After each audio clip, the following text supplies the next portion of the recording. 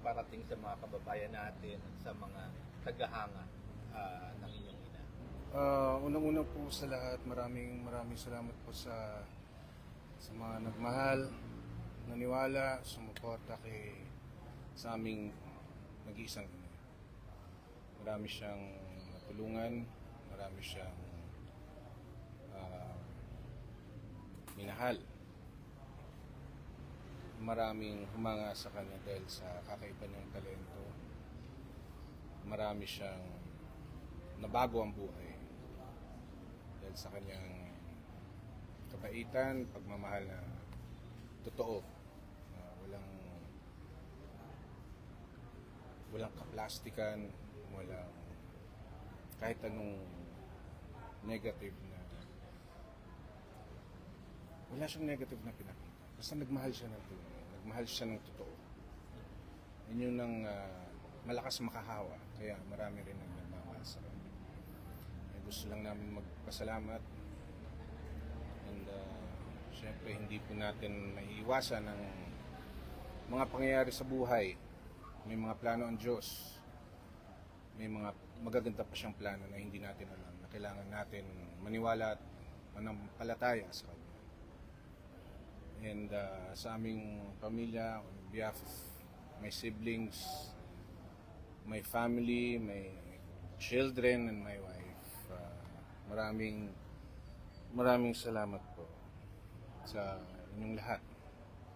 Sa mga nandito na, sa may planong pumunta dito at hindi makapunta, basta alam po namin nandyan po kayo, sumusuporta, nagmamahal sa aming ina. May gusto lang po akong basahin sa inyo.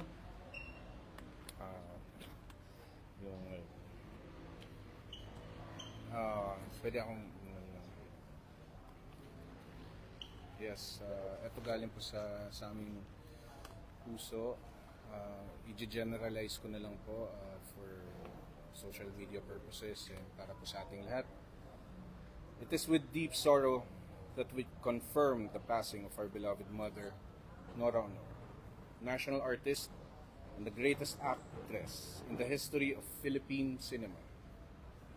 She passed away peacefully last night, April 16, and surrounded by those who love her the most. From a very young age, our mom captivated hearts with her talent, grace, and unmatched voice.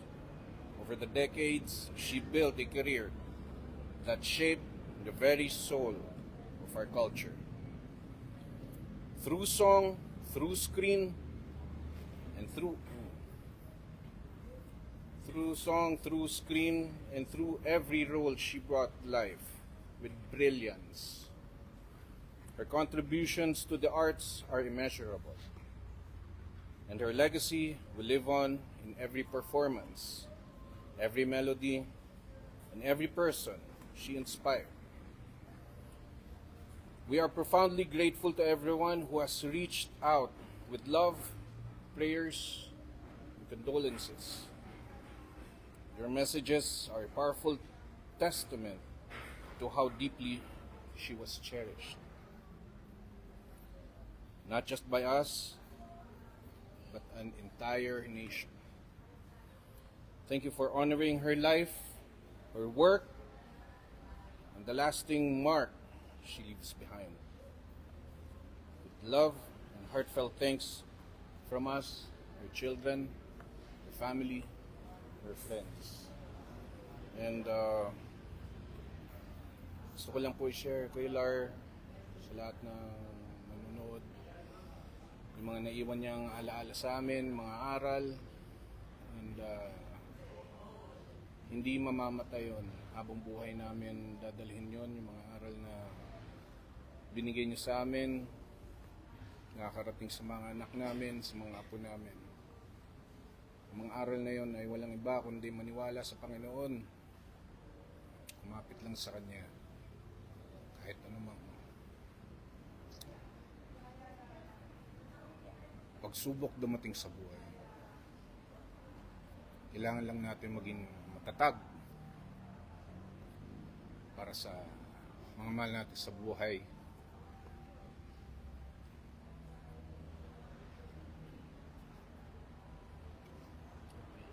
Sa pamilya namin. Ang mami namin, grabe magmahal yan. Alam natin yan. Grabe siya magbigay. Unahin niya mga ibang tao bago ang sarili niya. Hinayaan niyang maging inspirasyon sa karamihan. Yung ginagawa niyang pagkakanta, paggagawa ng pelikula, ginusto niya yung gawin dahil gusto niya iparating sa mga tao na ang tao rin ang nagbibigay ng lakas sa kanya. Na ang tao rin ang nagbibigay ng pagmamahal sa kanya.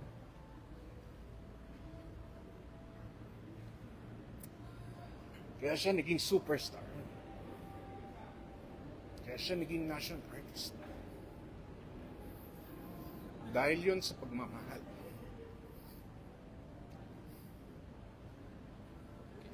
Dahil yun sa binigay na biyaya ng Panginoon. Paniniwala kay Jesus Cristo. Marami kaming pinagdaanan, ngunit naging matatag kami dahil nakita namin naging matatag siya. Hindi lang para sa sarili niya, kundi para sa amin. Kaya, sa mga nagmamahal sa kanya, sumusuporta sa kanya, nagmamalasakit at nakakaintindi sa amin, maraming salamat po mula sa puso ko at sa mga kapatid ko, mga pamilya ko, asawa ko, mga anak ko, mga kaibigan naming totoo. Nakita namin yung buhay niya. Nakita nating lahat kung paano siya namuhay sa harapan ng masa, ng media, ng entertainment industry.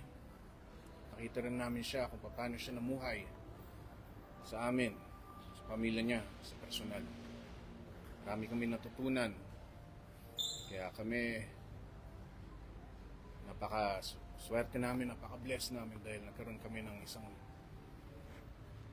Nora Cabaltera bilang mayor, bilang ina. Thank you. Maraming salamat.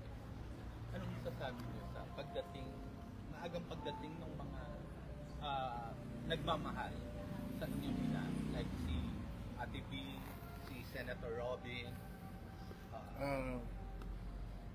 Dumating sila dahil siyempre naging parte rin po sila ng mga buhay namin. Naging parte rin sila ng buhay ng aming ina. Napaka-grateful po namin, Kuya, dahil sa halip ng mga busy nilang schedule, mas pinili po nilang makasama po kami, makiramay sa aming ina.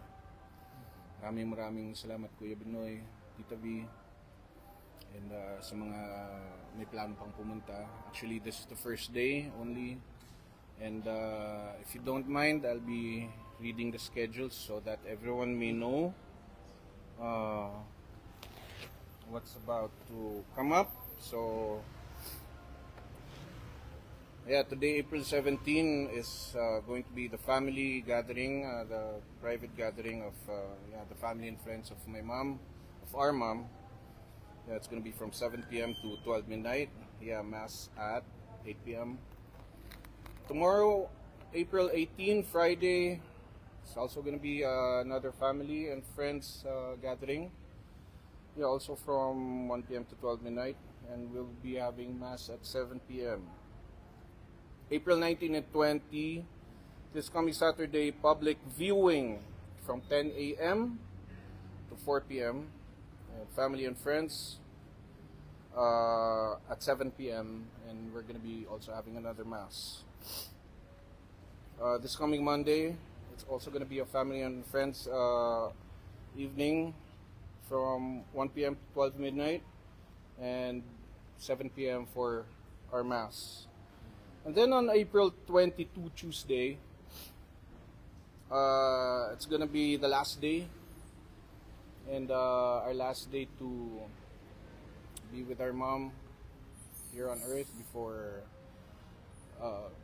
she goes up and joins our creator. It's gonna be held Tuesday.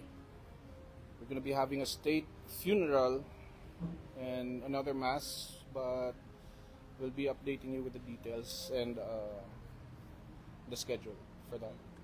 Lilinawin lang natin that he didn't die while being operated. She did not. She was being operated on, and after that, she had a hard time breathing, and eventually all things went downhill from there. That's why they had to do another procedure after that.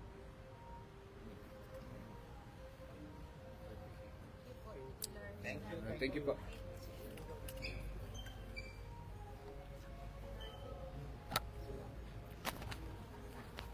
Thank you.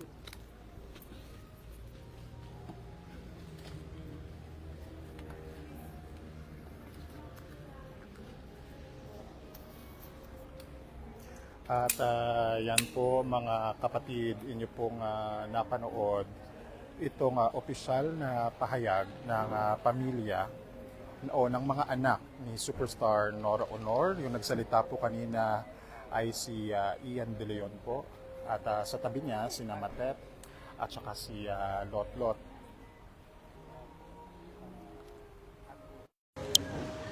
At sumentro nga po doon sa pagbibigay pugay sa superstar yung official statement ng pamilya ng superstar. At sa ngayon naman po, kakarating lang po ng isa ring veteranang actress na si Boots Anson Roa.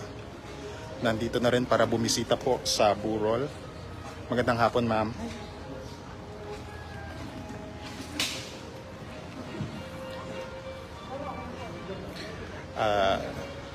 Yan, sa kakapanood lang po, you have just seen Boots Anson Roa arriving here at the Heritage Park in Taguig. And going back nga po doon kanina sa official statement ng pamilya ni superstar Nora Honor, sumentro nga po sa pagbibigay pugay doon sa mga naiambag ng veteranang aktres sa industriya ng pelikula, maging sa musika. At sabi nga doon ni Ian, hindi mamamatay at habang buhay nilang dadalhin ng mga magkakapatid yung mga aral na natutunan nila mula sa superstar. Kasama daw po dyan yung matinding pananalig sa Diyos at maging selfless o generous din ng kanilang ina. Dahil daw grabe daw talaga magmahal. At yung pagmamahal na daw po na iyon ay naging dahilan kung bakit siya naging superstar. Bakit daw minahal ng masa ang nag-iisang Nora Honor o mas kilala bilang Nora Cabaltera Villamor sa totoong buhay. Nagpasalamat din si Ian De Leon sa mga solid Noranians at sa mga tagahanga. At kanina natanong din ng isa sa mga kasamahan natin dito kung ano ba talaga yung naging cause ng death ng superstar. Bagamat hindi na idinetalye, pero sinabi kanina ni Ian De Leon na bago siya binawian ng buhay ay sumailalim nga sa operasyon, pero hindi na sinabi kung what for yung operation na yon. Pero sa ngayon nga, going back, yun nga po, nagpapasalamat ang pamilya ni superstar Nora Honor sa lahat ng mga nakikiramay sa kanila sa mga panahon pong ito. Sa Martes po ang libing ni Nora Honor, bibigyan po siya ng state funeral bilang isa po siyang national artist. Sa Sabado po at sa Linggo, bubuksan sa publiko ang burol para po sa public viewing. At para po sa detalye ay check nyo po ang social media accounts ng News 5 sa mga gusto pong tumayo po dito sa Heritage Park sa Taguig. Muli, maraming salamat po. Ako po si Gio Robles, nagbabalita mula sa Frontline.